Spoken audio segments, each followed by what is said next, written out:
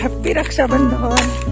रक्षाबंधनचं वृक्षारोपण चाललंय मंडळी. पहा इथं आता झाडं लावण्याचा उपक्रम चालू आहे.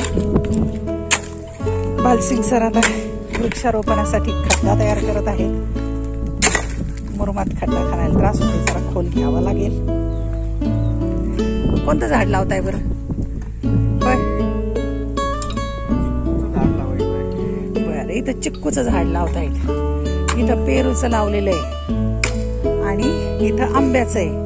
इकडचा पॅसेज अजून मात्र मोकळा आहे. त्या भिंतीच्या कडेने बहुधा फुलझाडं वगैरे थोडीशी शोची राहणार आहेत.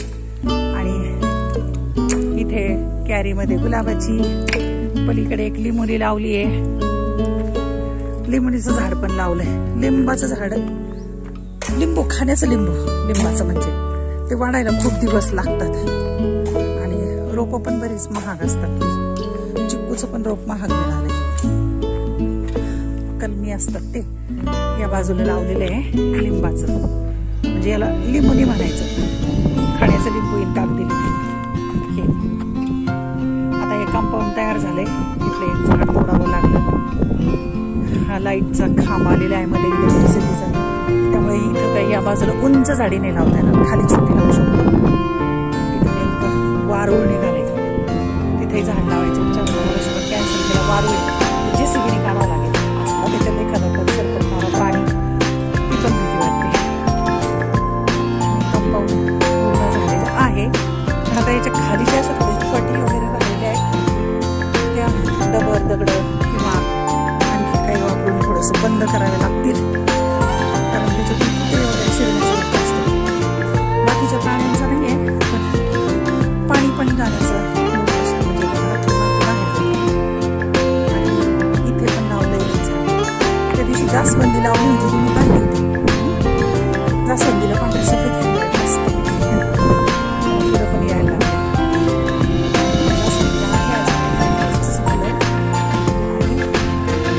कळीचं रोप लावलेलं आहे.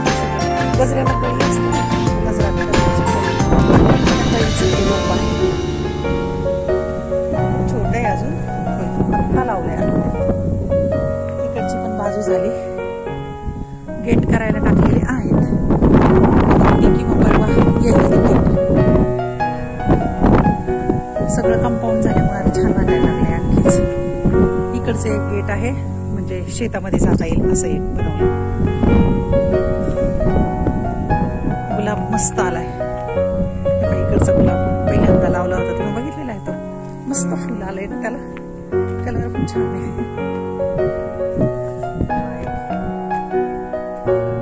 गुलाब इकडचा पिवळा पण छान आलाय. पण नेमकं तिथं कारल्याचा वेल आलाय, तर त्याने तो गुलाब वेडून टाकलाय. कारल्याचा वेलच काढावा लागतो की काय.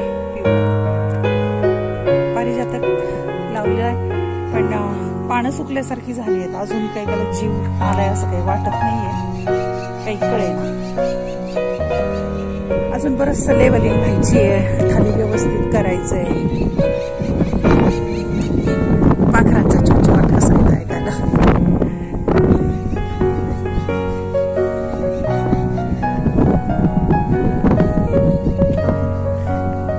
आणि इथे गुलाब लावला एक. मी मुद्दाम थोडं थोडं करून आणतोय आम्ही, सगळं एकदम आणून नाही लावत आहे, कारण आपली आवड निवड बदलते. मग उगीच काही चेंज करण्यापेक्षा हा एक मागचा लाल आहे, हा गडद.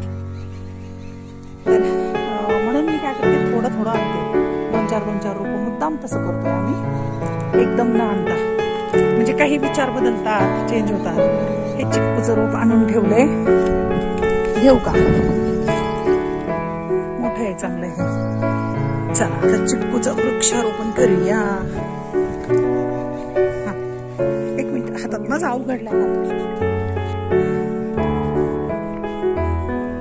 खिशात काम ठेवावं लागतं. कागद कापायचं,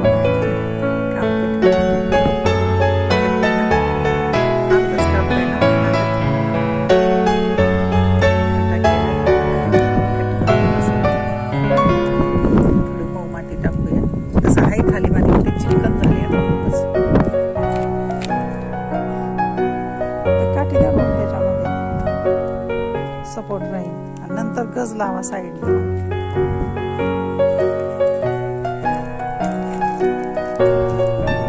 या झाडाला पाणी जास्त लागतं का? नाही ना, तो गज ठोकावं लागेल. पण थोडं अजून खाली दगड देऊ का?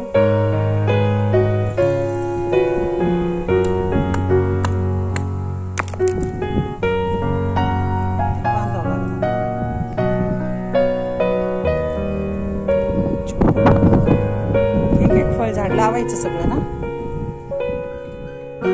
दरवाजे तयार झाले, मटेरियल आले.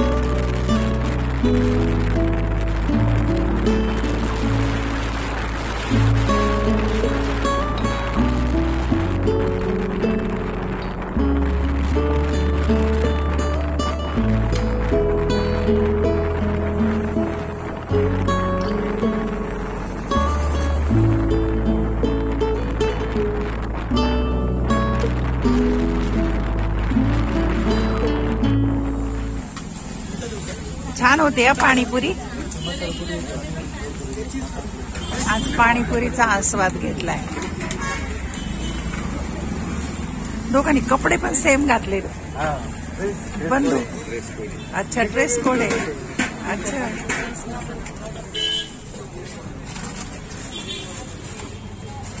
छान बनवल्या. छान टेस्ट होती. आता तुमचे नाव सांगा म्हणजे परत. अच्छा, नागपुरी बंधू. अच्छा, नागपुरी बंधू. थँक्यू. पार्सल पण घेतलंय. टेस्ट छान होती. आनंद ना. आनंद. कच्ची दाबेली पाठवली. अच्छा, करते ना. झाली जागा. मग अशी जागाच नव्हती यायला वरती.